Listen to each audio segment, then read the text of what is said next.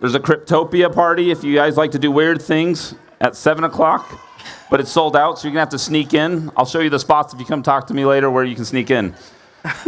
This panel was brought to me about a week ago, and quickly I had wonderful local, we're going to call them degens, because that's what I like to call the people in the crypto space, but actually experts, and they came together in the nick of time. I got some of the best talent in the state to talk about this, and we're going to do intros soon, but what I wanted to title this as is Money for the People, by the People. And so it's a talk about the future of the money we have. And we're going to have to compete with our neighbors. You guys have been seeing this. They're going to try doing a stomp off. If they do that, we will definitely do something crazier. But just try to focus in on these voices if you can, and the white noise will go away. But we're going to talk about the future of money. And it's really unscripted. But everybody here deals with that shit, right? And a lot of us don't have enough of it. And so we're going to talk about, like, if you have some, how do you maybe make it grow? How do you not lose it through inflation? Or is it going to be around? Is it going to be even money in the future? We want to go through all that. So kicking it off, I'm going to go this way over and let our guests introduce themselves. Rachel. Awesome. Thanks, Princess Leia. Yes. I'm Rachel Hofstetter. I am the Chief Marketing Officer of Hightop, which is a banking service powered by Web3 technology, and where you can do your cash life and your crypto life all in one place. And I really want to be like, woo, to they're cheering for place you. off over there. Yeah. Nikki, over to you. Hi, I'm Nicki Sanders, and I am a dev advocate over at TaxBit. I have a blockchain engineering background for the last 7 years, and now kind of transitioned more into the external-facing side of things over at TaxBit. So what TaxBit does is tax and accounting software for digital assets. So if you transact in cryptocurrency, guess what? Like, you're susceptible to the U.S. tax laws if you live in the United States. So if you're not taking care of that, you might want to think about that. And that's pretty much what we do. That's true. I'm Dave Lemke, and I'm a CPA, so I can attest that, yeah, you should get TaxBit if you're not using it. So I'm the CFO and Chief Compliance Officer. Woo! Yes, thank you. Thank you. I know, it's CFO, man. Gotta love CFOs. Gotta love it, you know. And so Giddy is the company that I work for. So let me hear you shout if you've got the Giddy app, or at least have heard of it. Hey! There we go. There we go. We got some fans. Yeah. And so we are just simply trying to make easy access for anyone to get into DeFi. Even my mom is in the Giddy app now, and she is staked into a liquidity pool, which we'll talk about that later. But anyway, I'll turn it over to you, Cam. All right, so my name is Cam Harris. I'm actually new to the tech world. Former professional athlete, had worked as with the Arizona Cardinals and New Orleans Saints. Then I went overseas for 4 seasons, 3 years, and played in Helsinki, Finland, Lohja, Finland, Rostock, Germany, and back in Lohja, Finland. And spent some time in Barcelona, Spain, and Valencia, Spain. I recently just made a transition into the tech world, building out a decentralized search engine called Portal that helps you navigate Web3 applications more easily and more efficiently. Nice. So pleasure to meet you guys. Yes. All right, guys. We hopefully don't have to compete with them anymore over there, but if we do, we got some ideas. There is game. We do know, it's awkwardly enough, Natalie Paul, my wife, is monitoring one over there, and so there is a chance we're going to have to. If I do something to wreck her first time ever moderating, it's divorce. So just let's not do that. It'll be the end of me. So we're not going to do that. So if she does something to me, we're just going to have to handle that. And we're going to start the conversation off by asking. I'm going to ask that question again in the title. Money for the people, by the people. Is that even possible? Right now, is money, do people have control of their money? And let's just philosophically ask, anybody can raise their hand. And then if they don't, if we don't have control of like what our money's doing, can we have control of that ever? Is that weird? Maybe that's how we explain DeFi. I don't know. Who wants to take that one? Into DeFi. For sure. I think in a traditional sense, we don't have control over our fiat currency, which we've decided if we get jargony, we have to describe what this word means. Yes. And fiat is like US dollar. It's like your traditional currencies that we think of as money. And you don't really have control of it. And that's where DeFi kind of comes in with cryptocurrencies, where you can actually like hold your own funds and be involved in the communities that are issuing these funds and really be involved in the like regulations around them and the participants in these systems. So DeFi, decentralized finance, Yeah. you're saying we get to vote in how we get to transparently see what's going on and we have choice? And how's that happening? That happens with blockchain technology. There's really no barrier for entry. In traditional financial systems, like you have to give ID and sometimes already have a certain amount of money to open a bank account, Yep. which a lot of people here might take for granted, but that's not always easy for people. That's a high barrier for entry. And DeFi, besides right now, we'll get into like the technical barrier for entry, but there's no like identification or financial barrier to entry. I would just say that I think the answer to that question depends on whether you're in the United States or outside of the United States. Because if you think about in the U.S., like we feel pretty stable here. The U.S. dollar is at the best it's ever been. Yeah. The Great Britain pound, it used to be twice what a dollar is. Now we're about neck and neck. And so here in the States, we probably feel pretty good and don't think too much about there's a Federal Reserve where someone waves their magic wand and overnight, like the whole market is like, oh, what's he going to say? Is he going to raise the rates? Is he going to keep it where it is? Like, so there is like kind of a man in this ivory tower that's controlling the supply of money. But overall, in the U.S., we probably don't feel the issues quite so badly as, say, you live in Argentina, and I actually just read that right now they had, in the month of August, their inflation was at 75%. And they're expected to have Wait, in 1 month? Yeah, for the month. Yeah, so there's a rolling average, but for that 1 month, they hit 75%. It's a hyperinflationary currency. Wow. And so down there, if you work a job, you're just like, oh my gosh, I'm going to lose almost 80% of my value, and there's no end in sight of the inflation. And so a lot of people are getting paid in crypto because they say, here in the US, we say, Bitcoin, it went down 60% since last November. ouch. But you know what? Down there, they're like, dude, it's only 60. I will take a chance of 60% loss with a also chance of a equal or greater upside compared to a guaranteed loss. And so to kind of answer your question, Wow. I think they feel very out of control. And so why is every country in hyperinflation not completely adopting Bitcoin or crypto right now? Like massively? I think because we've created this fabricated illusion surrounding it, right? I think we give it its value. I don't think, just in my opinion, I don't think there's a sense of tangibility behind it, which is why there's no mass consumer adoption to it just yet. It's not. You can't touch it? No. Do you believe everything you can't touch? You have a hard time. Somebody has to sell you on this for you to believe it. Yeah. If I can touch it and feel it, for sure, I'll go after it. And I'm like, okay, cool. I can see this. I can feel this. And, this is for me.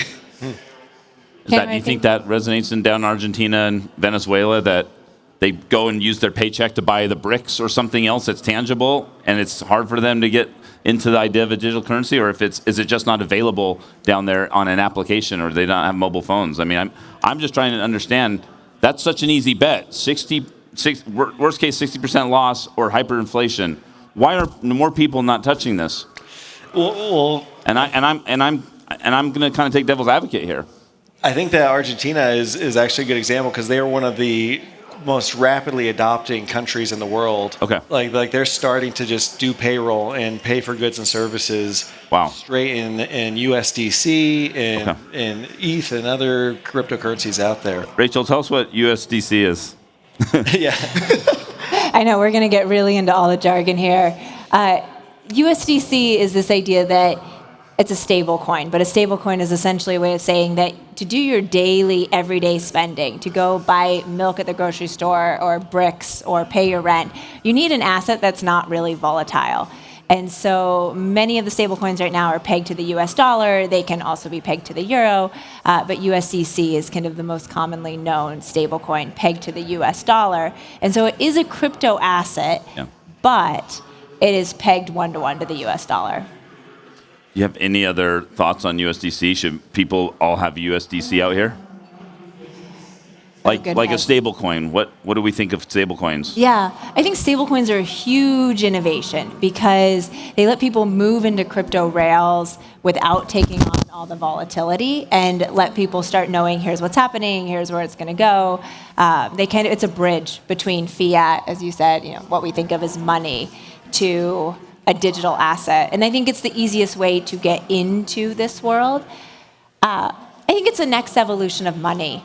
And so much of what we think of as money, like this true thing forever and ever, it's all recent developments, right? Like money, a currency backed by a central bank, the United States, is literally 100 years old. It's not even as old as human flight.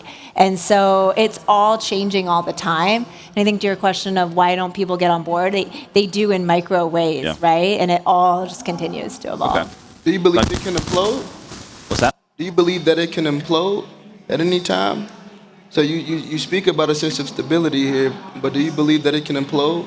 You say they go in micro waves, right? As far as like getting on to this, yeah? Yeah, you're putting me on the spot here, Cam. I think it's too big at this point. I don't think it's going to fully implode. Like crypto, you mean? Yeah, is that what you're asking? Will crypto implode?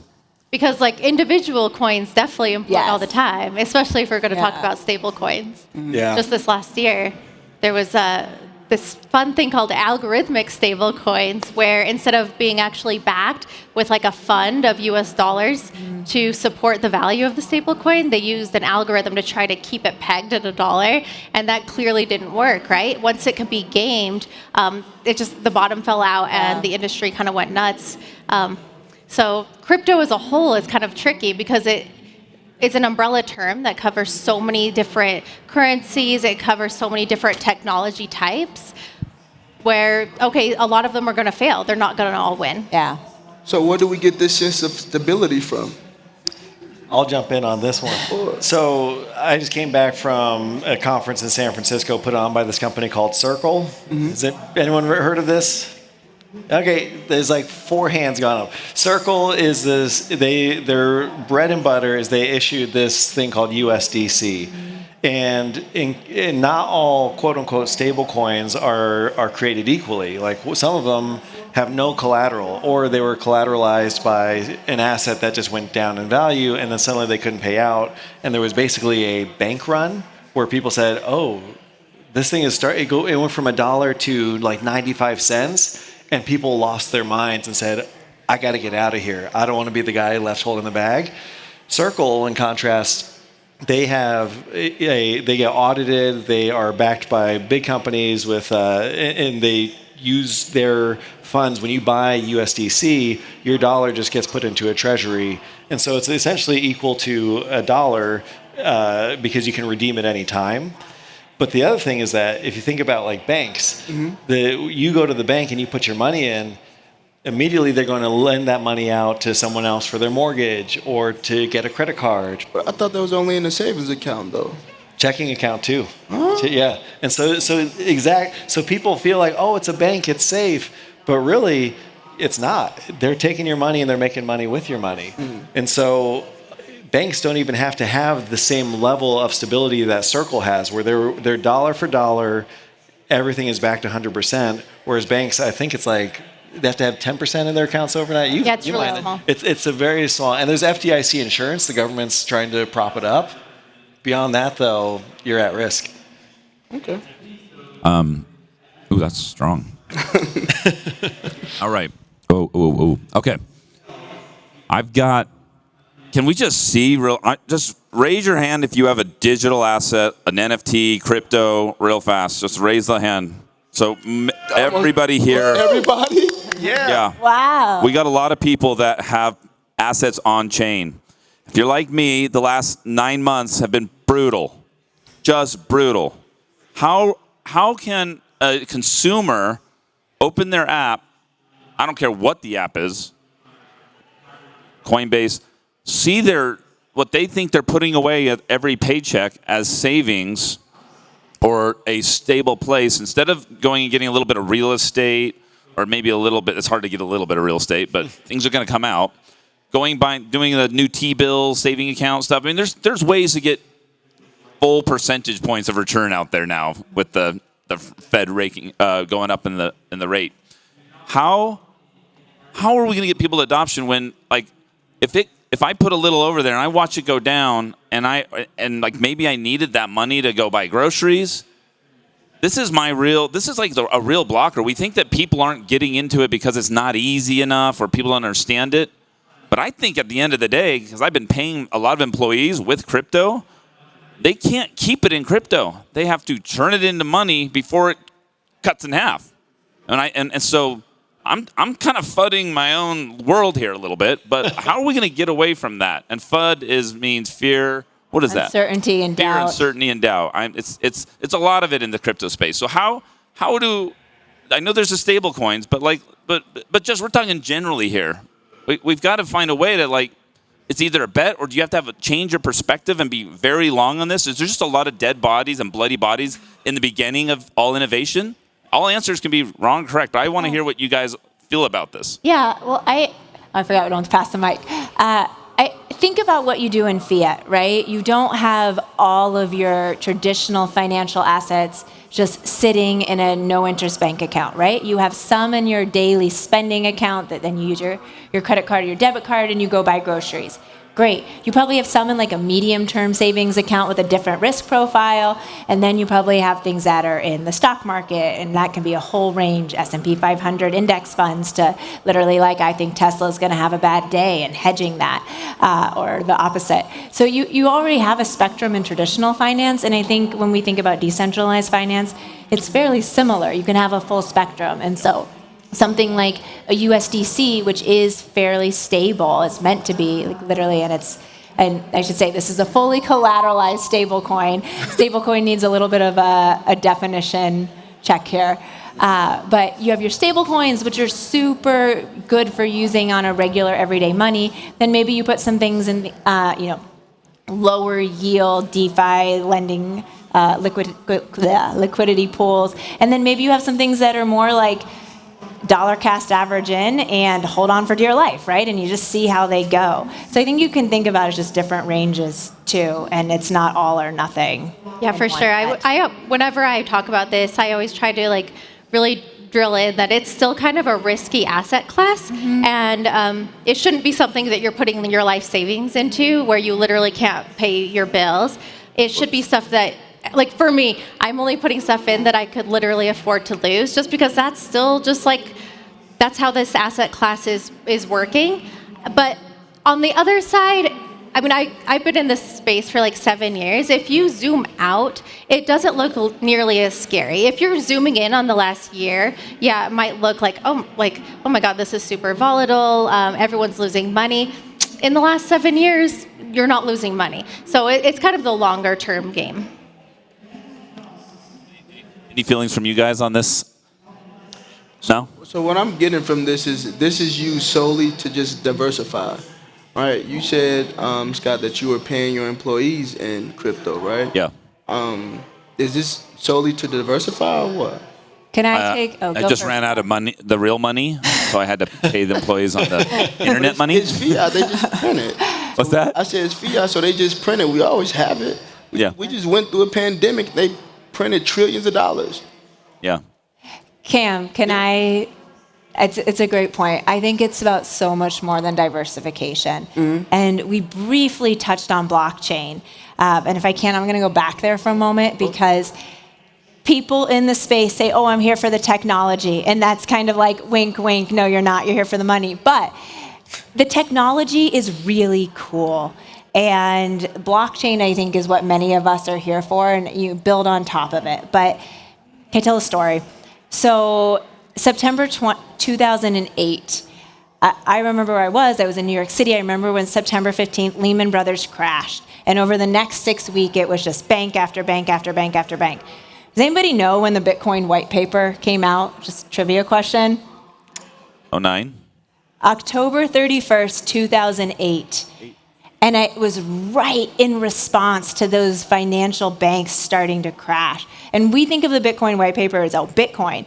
But it was really blockchain, which was a new way of doing the internet and a new way of keeping track of who owns what. This idea of a distributed ledger, which means instead of the bank over here and everybody coming to the bank and the bank controls everything, instead it's like, hey, we can all collectively check in with each other, pretend my hands are computers here.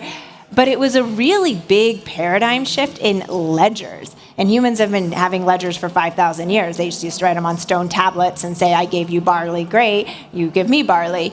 And I think when we're talking about like the why, right, we forget that it's that technology.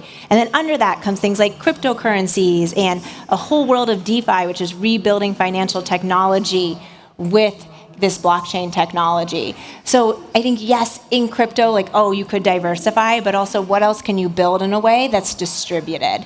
And what does that unlock? And what middlemen does it take out of it? And anyways, that's why I get excited. And I think it's so much more than crypto. Love that. If you guys have not done just a brief glance at the white paper, it's like the Declaration of Independence for finance. I don't think there's another document that's more interesting in the last 20 years or 100 years, whatever. Okay, let's play some future. This is a future track. Let's talk about, I want to get imaginative a little bit here and then see what comes from it. If you could flick your fingers and finish your products that you guys have or build a product that you want done, to exist on your phone, or maybe it's not even on our phone. Maybe it's in my hair buns. I don't know where it's going to be. How are we going to be paying for stuff? What is it going to be with? What do we want to have exist in 10 years? Because there is so much stupid friction still. I just still can't believe the amount of friction in commerce and in doing just all the things that we do. It is 2022, and I feel like I could go back to 2002 and some things would look identical that should have by now just been gone. But there's miracles. The food could get delivered from that magic phone in 5 minutes from Arby's, and that's cool. But I still have to, anyway, I just want you guys we're all product people here building stuff, every one of us.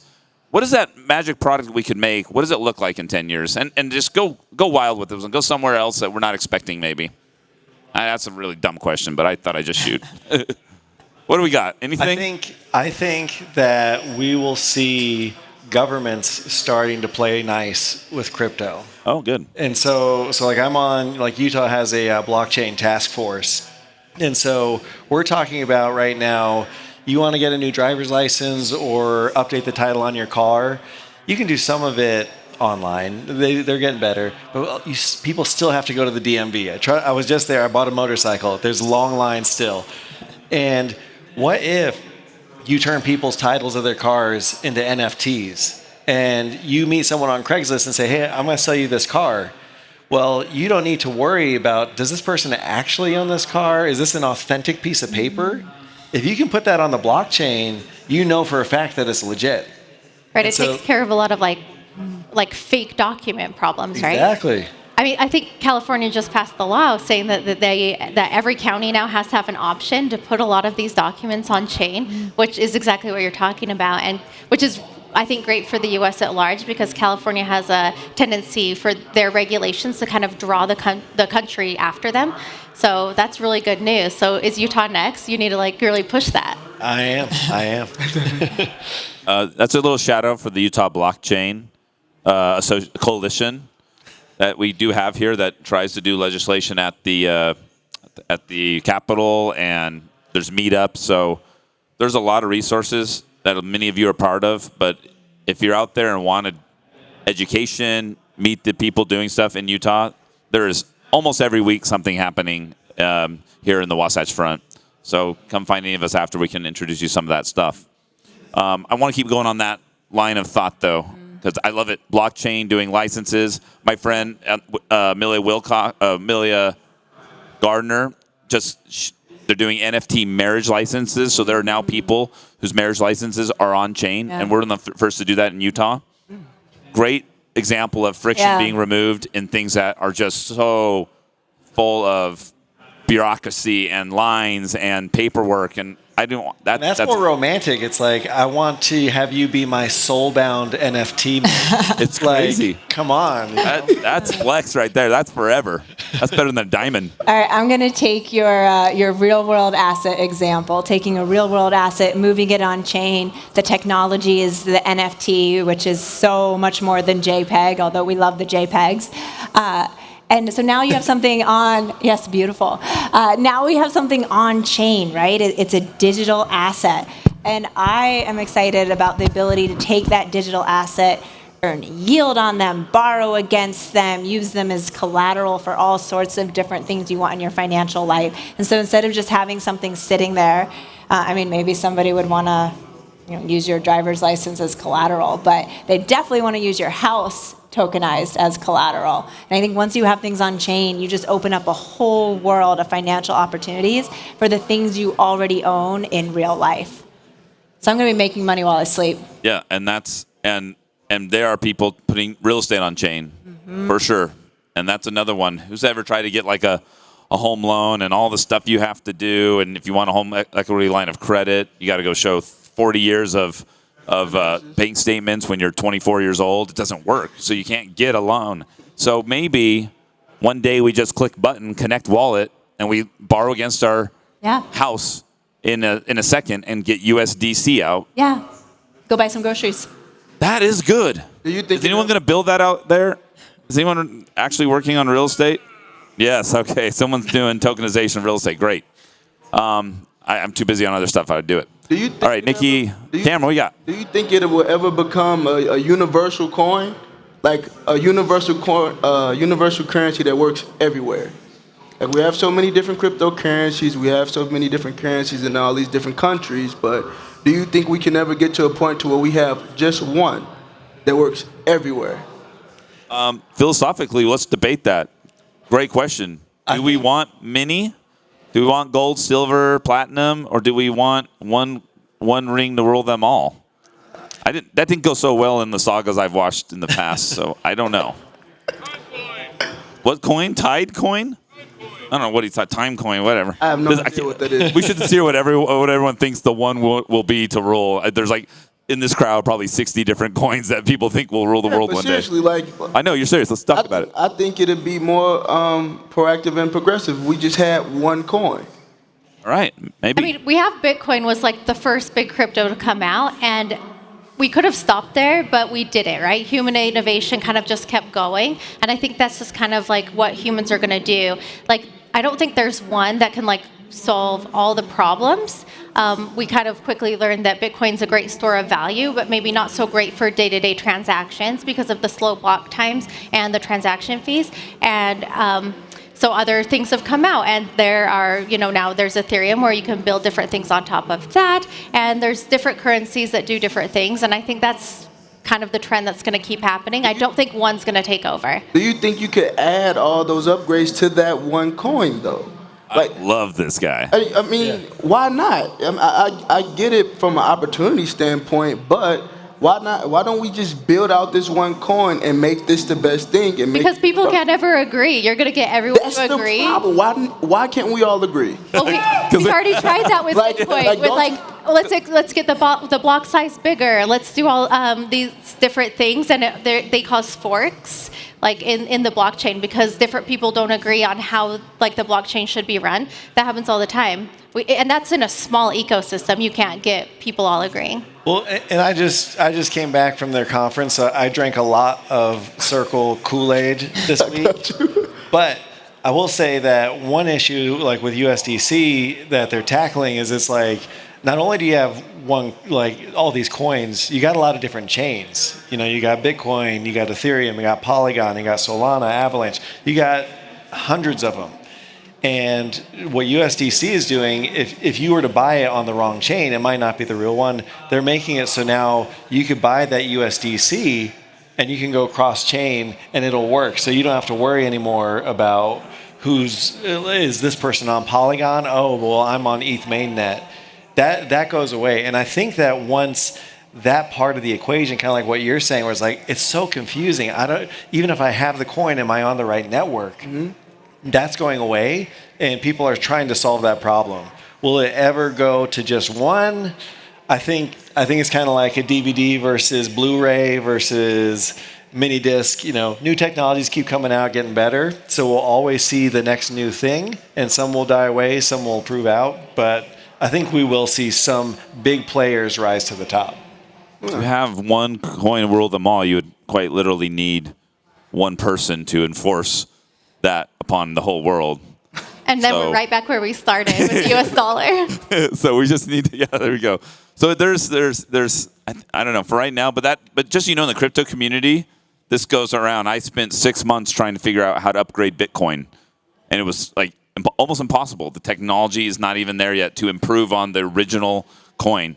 Like, there's no consensus. There's very little development tools. Like, it's very limited block size to work with. So it's just hard. I would like to improve and upgrade some of the original coins, but it's just hard to do. They keep forking, getting crazy. All right.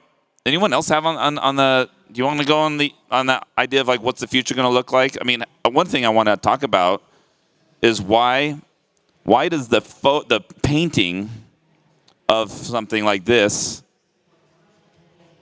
cost like 10% of what the JPEG of this costs? Does that, like, people out here are understand NFTs, but not all of them. And I kind of if there's a time we can talk about that, but it's an interesting economics question of, are we in an overpriced? Are things overpriced? Are JPEGs overpriced? Is crypto overpriced? Are we working towards some day where real world assets will kind of have parity with their digital, or like their shoes? The guys from Artifact are out here. Like, your shoes are amazing, Cameron, but I have some that are so much more amazing, but I can't even wear them. Like, why is this happening right now? And I guess there was a metaverse panel in here, but that's another thing. Is that in the future, are we not wanting to own the digital stuff? Are you not wanting to buy those because you're going to be playing around in Fortnite with your skins and your digital persona? I know that was the last week's stuff, but like, it comes into this subject because we're obviously not using cash in that metaverse that Facebook wants us to go in and Fortnite wants us to go. They're not using cash. We're going to have to use one of these digital things. So I don't know if you guys have any thoughts on any of that world, or if you want to go in another vision you have for the future. I've just got a quick thought on your NFTs. Who here has ever seen a toilet on display in an art museum? And I have. And Marcel Duchamp took these toilets and made them art, right? And they are worth a ton of money. And I think in many ways, when something is new and it's a real original idea, right? And NFTs in the last 18 months were truly original, right? You can use technology, create things with AI, and then they only live on the blockchain. It's a unique, non-fungible token that was truly original. And so I think many of these things that came out will hold their value in that way because they're original. They're literally like that, Duchamp toilet. But then we'll see things become more normalized too. And so I think a lot of it's being on the cutting edge, and things that are brand new are worth money because they are original and unique. So that's my thought on your NFT pricing. I love the toilet analogy. I got a quick question. Yeah. So this is an original toilet.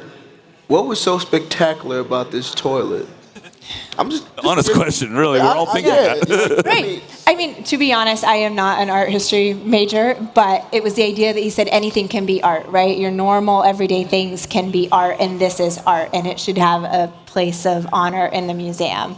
And so in some ways, it's just thinking about something differently for the first time gives it power.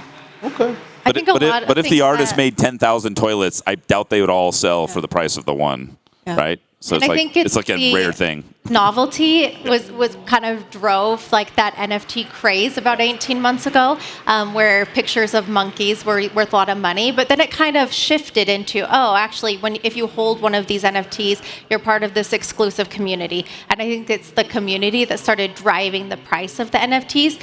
I think the floor has fallen out of a lot of these NFT markets, but some of them haven't. And like, the Bored Apes, the CryptoPunks, like those are still expensive. The value's holding it, and it has nothing to do with the actual image. It has to do with the community. So that's just an interesting aspect of it, where like it started as like, oh, there's these interesting PFPs, these like one-of-a-kind pictures. But then it was like, oh, actually, but if I hold this, I can get into the secret club. And that's where it really went to. And now that secret club has made their own money. Yeah. The ape coin. Mm-hmm. So this all kind of comes together. Like the NFTs are on blockchain, all this stuff. It's still like transferring of value. We might be paying this ticket. There was an NFT sold called a lift pass, I think, for the Silicon Slopes ticket. And so there's an NFT that you might already own that you didn't even know you got with the lift pass. So there's going to be ticketing soon. I think all ticketing will be. I'll make the prediction. I bet almost all ticketing will be NFTs in 5 years.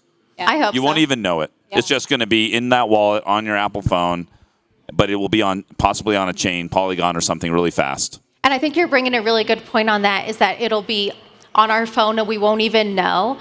That's where technology grows. I think we were chatting a bit backstage, and it was like with email, it really took off, but as an end user, you have no idea the protocol underneath that's sending these messages back and forth. And as an end user, I don't need to know. The technology takes care of that for me. In blockchain DeFi right now, it's still kind of a high barrier to entry on the technical side. It's still kind of difficult. It requires a certain level of knowledge to even participate. That's not how you get adoption. It's when it's taken care of, it's on your phone, and you're not even thinking about it. You just know it works, and you know that you can't get scammed because you can prove ownership of your ticket. That's the future for everything. Yeah. Right there. Yeah, it is. It absolutely is. I'll just put in a quick plug. One of my happiest moments so far, ever since joining Giddy, is like our whole product is we want to bring all this opportunity on the blockchain to anybody. And so I got my dad, who's 82, my mom, who's 77, in the app. They are staked into a liquidity pool. They just clicked on it, they swiped, and they staked. They didn't need to know about gas fees. They didn't need to know which network they were on. They just had all the basics. Enough to do your own research, as they say. But it was seamless, easy. And I think that once we can get to that point where there's mass adoption and the technology, just like your Gmail account, where you're not thinking about a blockchain, you're just thinking, this is a lot easier. And I know for a fact that ticket, someone didn't just scam it and make like 100 copies of a ticket that they actually bought and then they're selling them on eBay. This is the actual real deal, and I can verify with that blockchain, and there's no middleman marking up with a $50,000 Ticketmaster fee.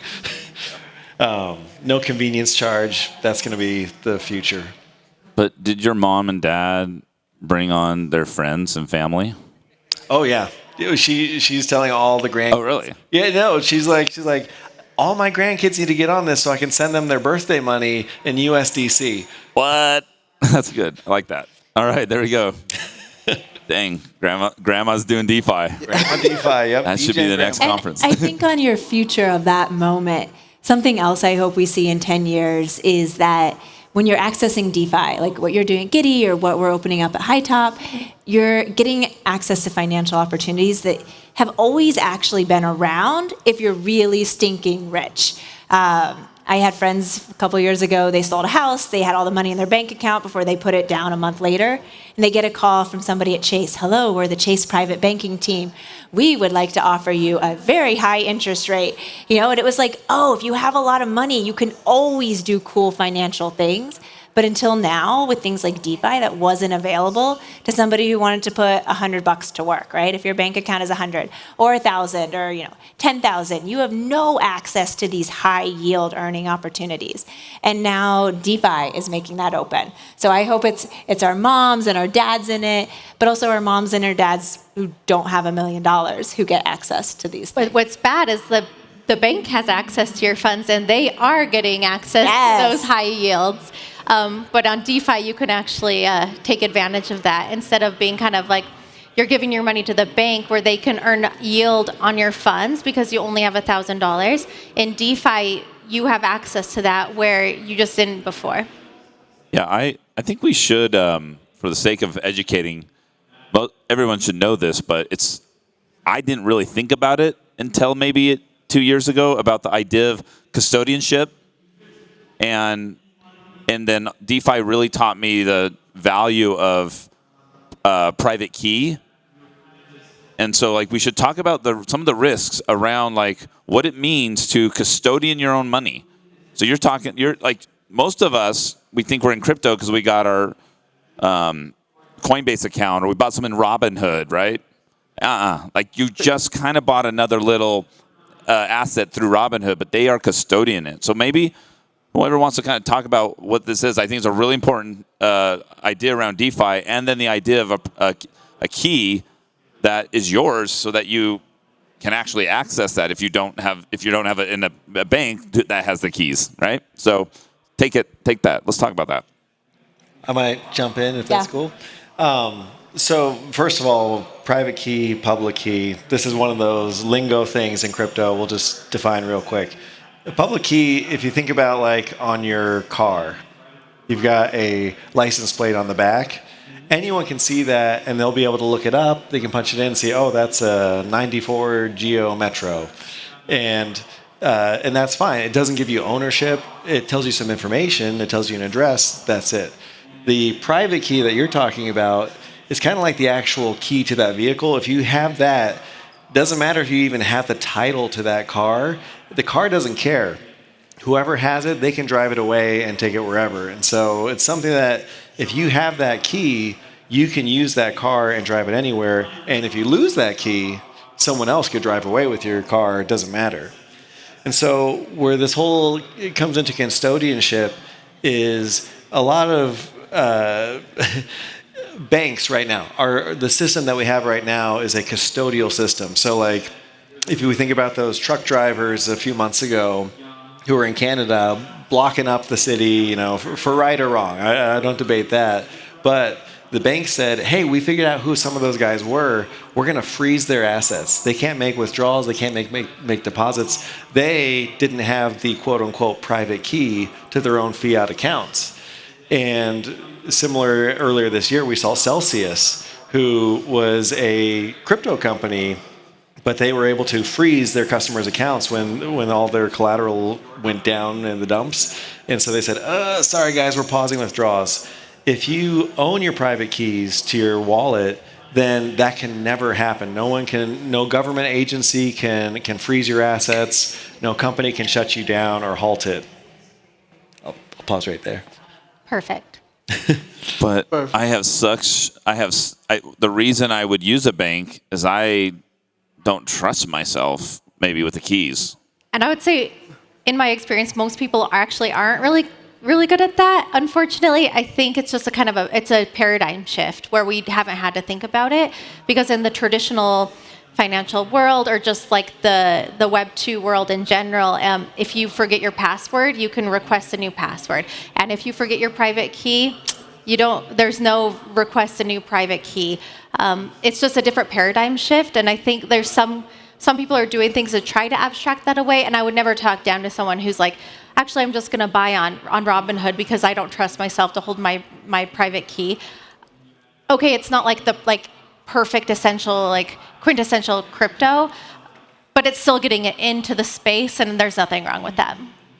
Yeah, most of the years of holding it was Coinbase holding it for me, and still does. And it's frightening to write down a phrase that is your password that you have to go put in a bomb fireproof safe, and then where did I bury mine? By the river, under the tree.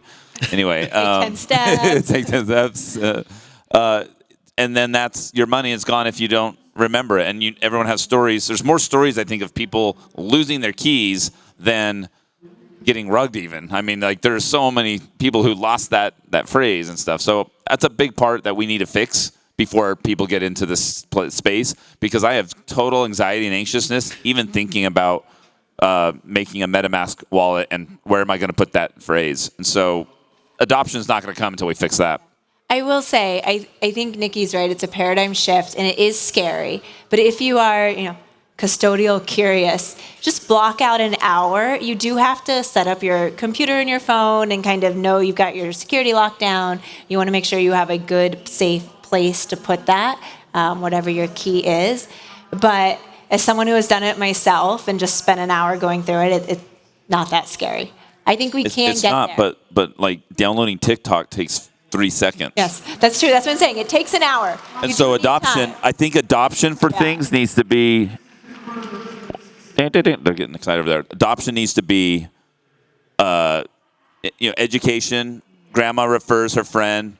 Yeah. 6 seconds later, I got my first crypto. And that's got to happen. If the education side's there, I think it's an hour is a lot still. It is a right? lot. Like if I'm a product manager and I got to do an hour to get people to adopt, that's going to be hard. So that's where we're at, though. That's the state of the union at the moment.